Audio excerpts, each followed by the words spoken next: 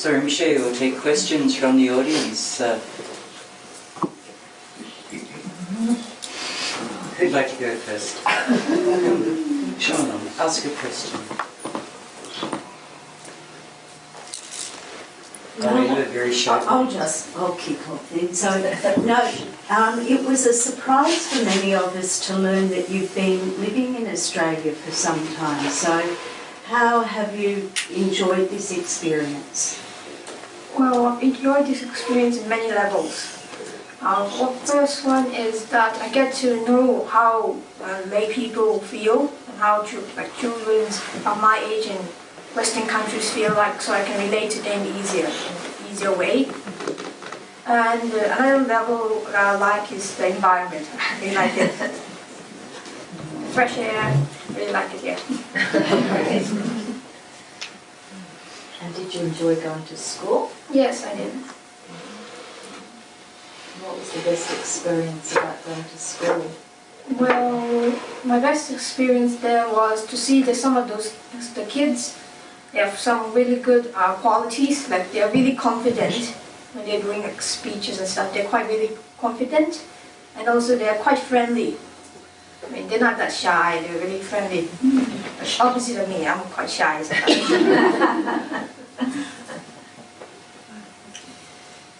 Rinpoche, what would you recommend for the most important prayers or practice for us Westerners who are having very busy lifestyles, very materialistic, worried about property prices and having to work really hard? What sort of practices would you recommend to us as being the most important? Well, the most important practice is you don't have to do like really extensive meditation courses or any sort of long mantra reciting. You don't have to do that. I'd say the best practice for any time is just to be a good person. Be a kind, generous, peaceful, compassionate person. Like His Holiness the Dalai Lama, always promoting peace and compassion. That's the best sort of practice you can always do. Because you don't have to put too much effort in that. You don't need to memorize any texts or get any initiations or transmission with that. But some others you need quite specific, some initiations or all transmissions. So this is the simplest and I can say also one of the best. Not so easy though. It's easier during the long retreats and stuff. Have there been times during school when you found that your Buddhist practices helped you sort of get through? I just know when I was at school I would have really loved to have had some of the knowledge that I had now. Has Buddhism helped you in school? Yeah, it's helped me a bit when I'm at school because I get to, some kids, they are not that happy, I can say. So they have some kind of depression. Some of them have depressions. And with the Dharma, I don't really say the Dharma in the terms. I just use in a way that I don't really state Dharma quotes. I just say in a way that it sounds like that normal. I can use that philosophy just to help them a bit, make them cheer up and not make them too sad.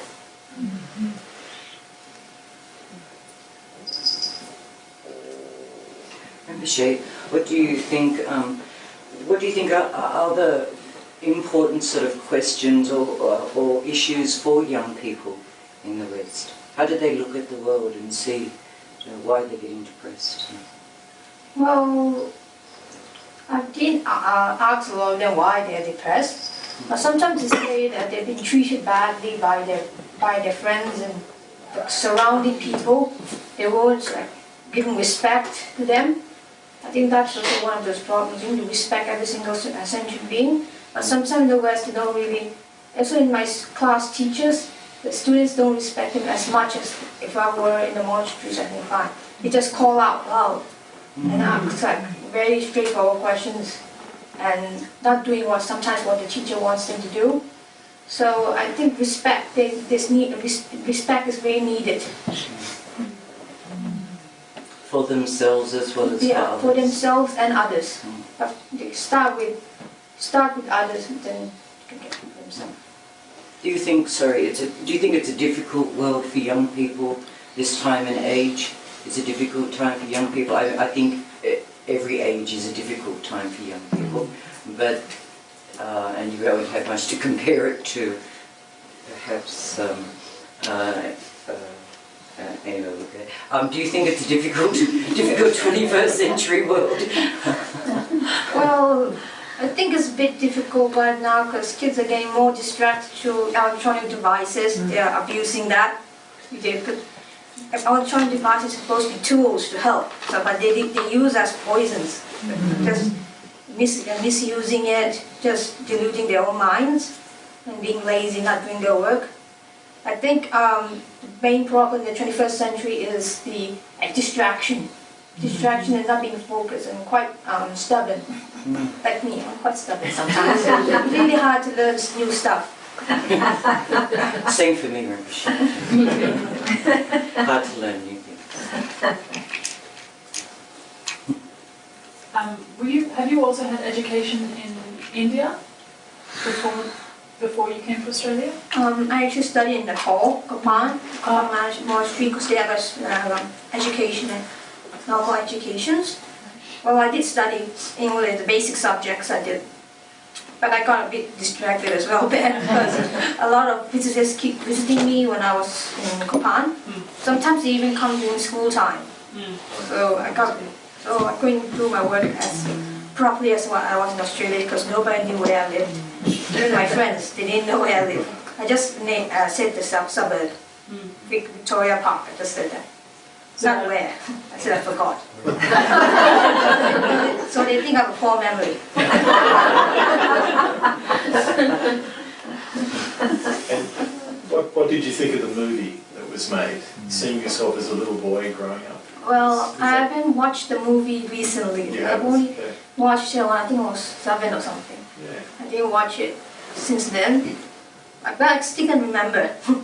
They were seeing the pictures, the video of me going around crying because they're cutting my hair. But I wasn't crying because I didn't want it to be a monk. It wasn't that reason. No. The blade was rusty and broken, I think. It's painful. It hurts you. So could you please tell us about your early life in Tibet and your journey so far? My early life wasn't in Tibet actually. It was in Zum Valley, which is in Nepal. It's in the border.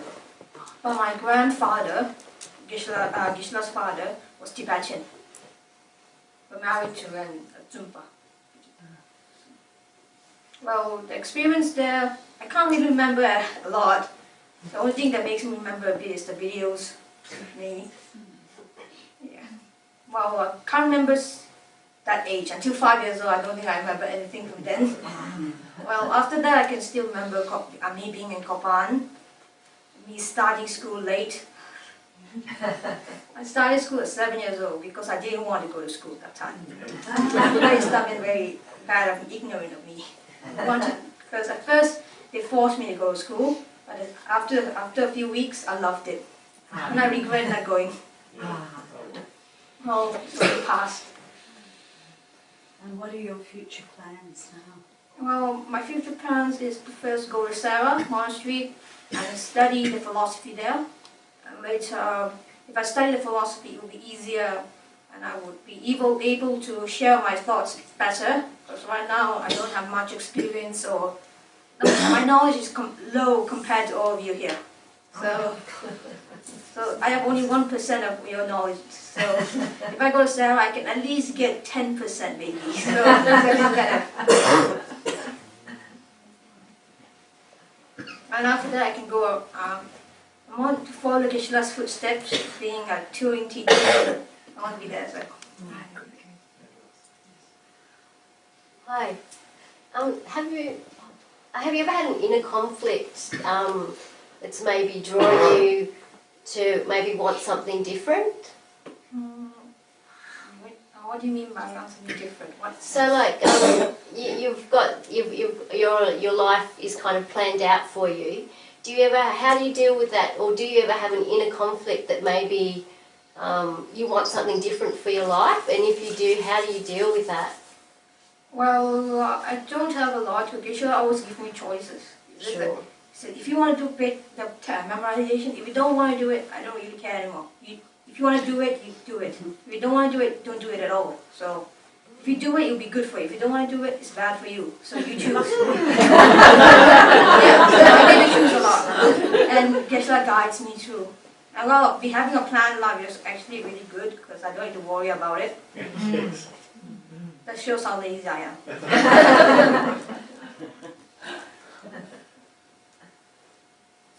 Can you remember much of your past life, and if you can, in what ways can you remember? Well, I can't. I think I used to remember when I was before 5, but after that I don't remember much at all because it's also because of a person, the body changes, external delusions, and it just clouds the mind. The mind, so it's really hard to remember. But sometimes too, memory triggers. Yep. So, like an example, you can't expect a reincarnated Lama when they are born to know everything. That's just not natural. Okay.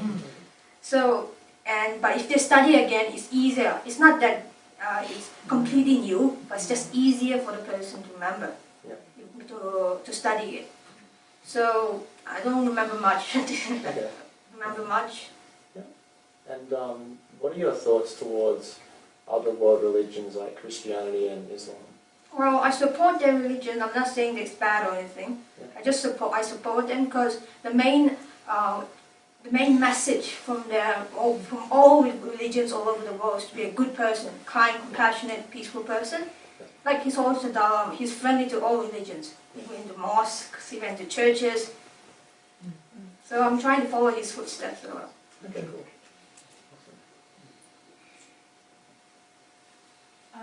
Besides His Holiness and the Lama Zopa, who is your role model? Do you have a role model that's not within the Buddhist context? I've got many, actually. Yeah. I can say all of you are my role models, of course. All of you have a skill or have a knowledge more than me. So all of you are my role models. Because all of you volunteered to practice the Dharma. Unlike me, sometimes for that memorization I have to force myself sometimes. And all of you here volunteer, so that's a really, really, really good skill, important skill, an important thought. So I'm trying to get that as well.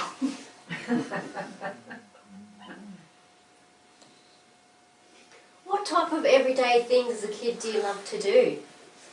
Like, do you play sport or? I'm okay with sports. I don't really like it or anything, Sure. but it's compulsory at school to have to do sports. But we change sports every term. The only sport that I like is swimming. Well, but normally I just read books at home. Do my homework, read some books, talk to Geshe-la. He's my friend, he's my teacher, he's everything. All in one packet. Really good deal.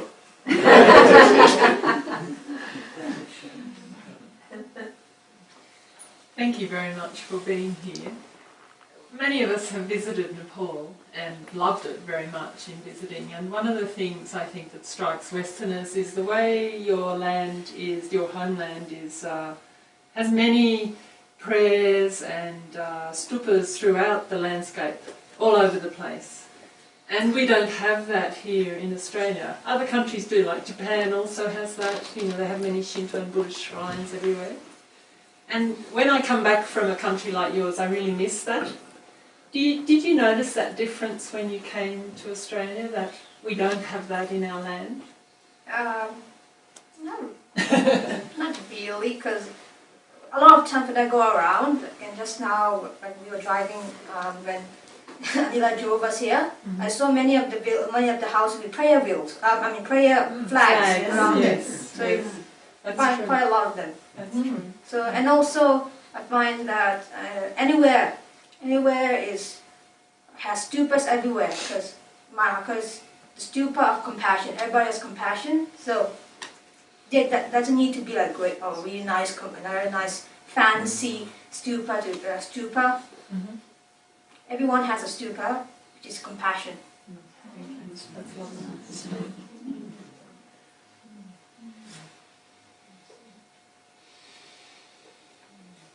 How have you found comparing your Indian education and the Western education? Are there elements which are better than the other, or do you think that what positive elements are in both? Well, when I was in Nepal, when I was studying, the standard of academic knowledge here is higher than Nepal's standard, but sometimes I find that Nepal, when I was studying in Nepal in the monastery, they have the values, the inner values, I can find sometimes higher than the Western studies, because they don't actually do a lot of classes to do with what you call that, the values. It's just academic studies most of the time. So I find monastery have higher value studies but lower academic studies, but in the West they're higher academic studies but lower studies of values.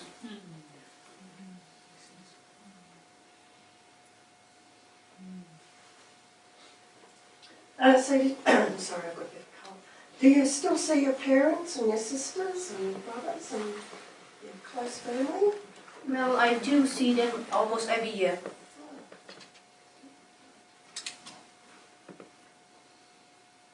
Are you going to go back to see the family before you go down to Sarah? I don't think so. I think I'm straight going. Am I going straight to Sarah? Yes. Okay, yes. But I think then with my parents, my family going to the contract.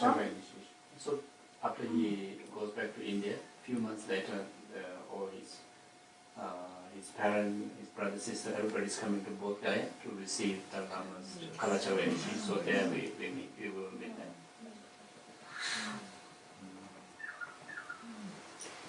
Rinpoche, what's it been like going around to all the FPMT centres in Australia for your first teaching tour? And thank you so much for teaching us, can I say.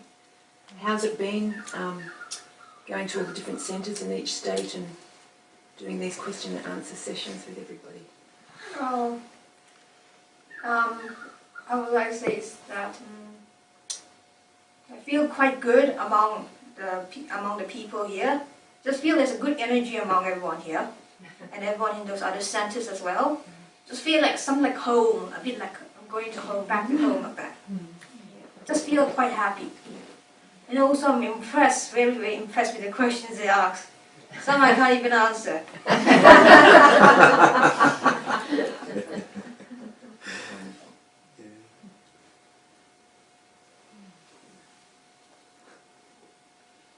Do you think there's any hope for the Western world to change from, to stop focusing so much on materials or materialistic objects and to focus more on being, good humans?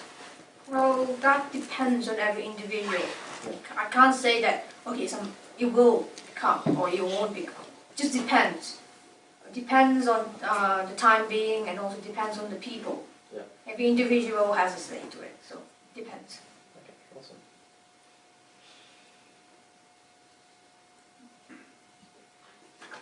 What advice would you give to young people to start to learn Dharma? Advice to young people. Young people, people that maybe a little bit scared of Buddhism or don't understand, they want to learn. Is there any advice you give them to start?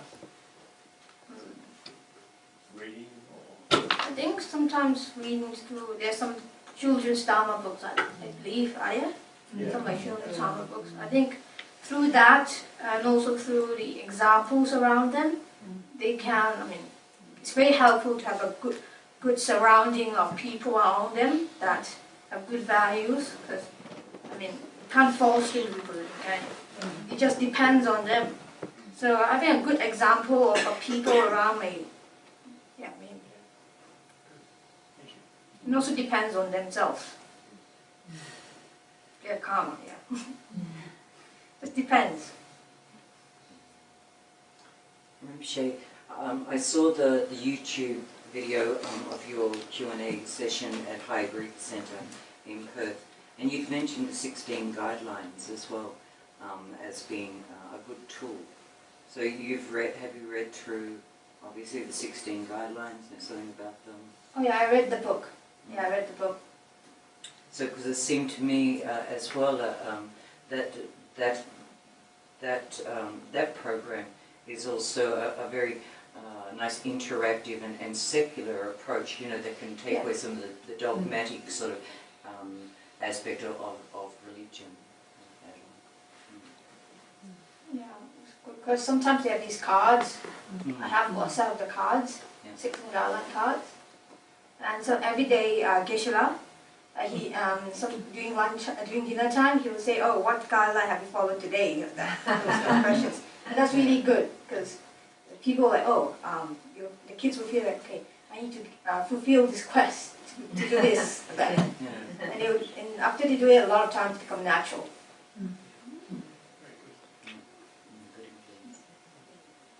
What about meditation for children? Meditation for children. Just the breathing is best? Yeah, things to start with basics. Okay. Like I can only do the basics. I've only done the basics. So I think the basic breathing thing is good.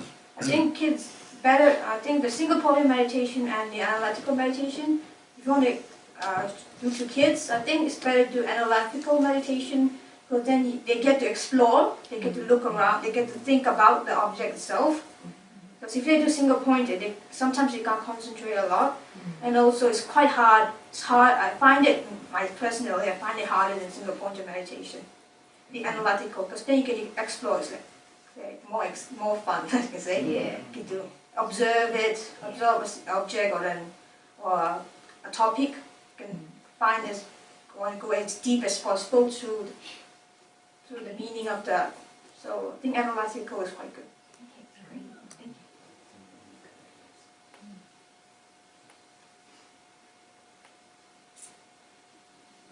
So you were saying at lunch that your friends didn't know that you were a monk, but they knew you were a Buddhist. How did they feel about that? Because I know a lot of people in the West, their families and friends don't understand, and there's a lot of conflict when someone is a Buddhist but everyone around them isn't. Did you find there was any conflict? No, I don't think they actually cared. You're my friend, so I don't really care who you are. That's good. But I mean, but there is one thing I don't really like about them. I'm Buddhist. They don't really say like have anything against me. But some of them have really bad what you call that bad thoughts about Buddhism though. Because one of my friends said his brother works in India, and he has been telling that kid saying, "Oh, tons of stuff about Buddhism, saying blah blah blah blah blah blah blah." So then I explained to him what it is actually is, and he said, "Oh, really? My brother keeps telling me that." He was like saying that. And also some of them, when they say Buddhism, they think about the big bad ones. Yeah. They say, "Oh, like worshipping the big fat like that." They all say that. So yeah, I explain a lot. Quite frustrating sometimes. Having the misconception. But if you are a Buddhist, they don't really say much to you. No. Just the what you call that, the understanding, the misconception about it. Dalai Lama is dispelling a lot of that. Do you think, Rinpoche, then it's also partially that young people are not really interested in what religion you are, but it's how you are as a person and presenting. So haven't sort of started to question the politics or the religious aspect of whether something is good or bad. And mostly, I think the kids, they don't really care yourself being religion, but they care about what is in the news. Saying, talking about this religion, having this conflict, blah blah blah blah. They care about that more. Do you think that worries young people, like particularly when we hear about some fundamentalists, of any religion, performing some harmful, sort of activity or speech that is destructive or disturbing? Do you think young people are impacted by that, by the news news like this? Yeah, I think it does. I think those religious practitioners, that those do those destructive actions or speech, I think that it's their own misconception, because every religion doesn't, all religions say that you should not harm people, you should not destroy the faith. So I think it's their own misconceptions that lead to discouraging the religion itself. So it's one individual who doesn't understand it and makes his own version of it, which discourages the whole religion. So I think it's also because of misconception of a lot of people who publicize their own version. But unfortunately, we hear a lot of news, because we're inundated, with our technology and with the newspapers and with television. So what happens around the world, or around any places, we often overexposed to, and sometimes in a way that helps us, causes us to be discriminating, against a particular group, or a particular country, or a particular religion. I just sort of wondered if young people are sort of impacted that way, at your school, were there sort of conversations at all, like within the classrooms, about what's happening in the world politically? They talk about ISIS and stuff like that. Drugs? ISIS. ISIS, I think they said ice the drugs. They're talking about ISIS and stuff like that. Oh, I've heard the news, blah, blah, blah, and stuff like that. So that's a little worrying for me as an adult to think that, children in school are having these conversations, but it's sort of obvious, like it's in their world as well. It's in everyone's world. Yeah, I think it does impact them a lot. So advice should be, if you don't know your religion properly, don't publicize it.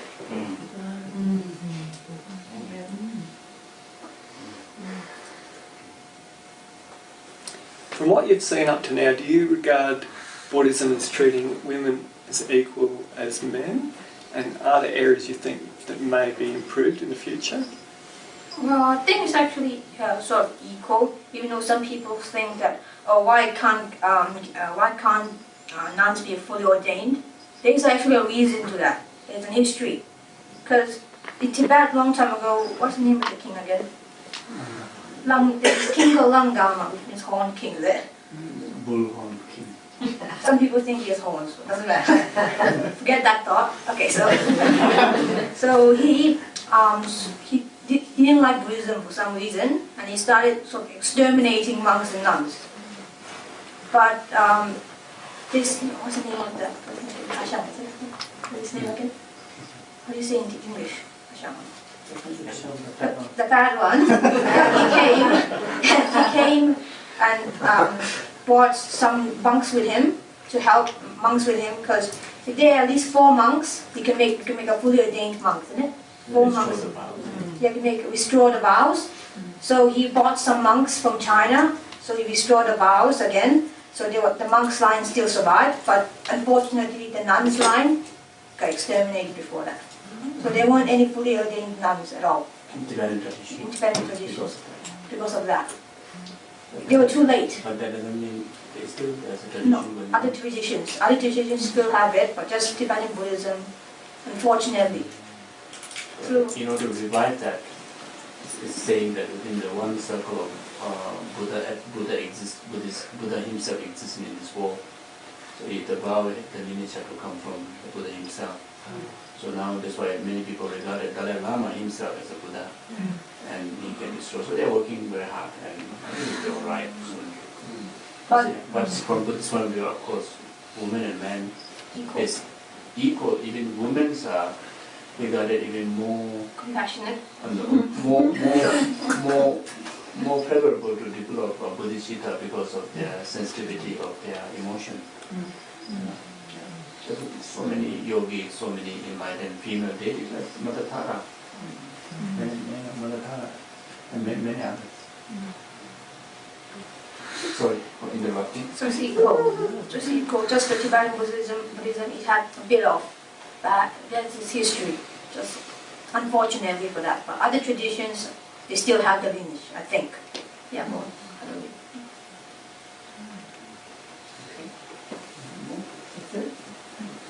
Do you have any short stories or fables you could share with us that we could take messages from today? Stories? I'm not really good at telling stories.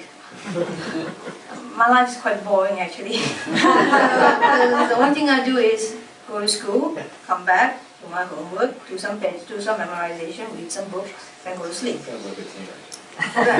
Doesn't sound like a teenager. That's my life for 3.5 years. So there are many stories to tell. Geshe-la has tons and tons of stuff. Every single day he tells me a new story. About Sarah, life in Sarah, about Geshe-la Phuntsok, about Geshe-la Rinpoche. He always tells a story about it. Was there one that stood out for you that was your favourite story? I actually like all of them. There are so many stories I forgot some of them. Well, one of the stories he told me that he got tied up to a tree because during debating, because he's so good. I can say that he was so good in debating that he didn't give a chance to the other people. So they called this big guy and tied him up. So the best could try to shout out his debates.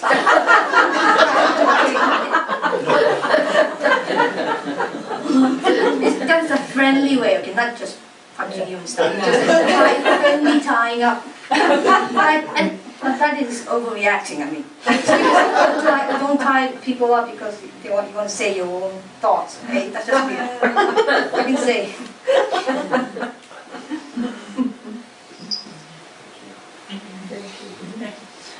Thank you very much, Rinpoche. I apologise, I didn't actually introduce you to the room at the beginning. I was trying to remember the tune that I was supposed to be chanting. Yeah, confused. So, but we really thank you very much for coming.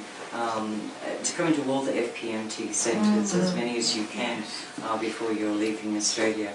We know it's probably going to be a little while before you get to come back and visit. Hopefully there'll be some break time in coming years from your studies that you would like to come back and swim in Australia. Probably not much swimming at Sarah J. Sorry I didn't mention it. But Rinpoche, we, on behalf of everybody here, we would welcome you with open arms and open heart and hold your hands and everything. So please return back to the Blue Mountains and to Phuntsok Rinpoche Centre and to Australia and visit with us and share your stories and your words of wisdom.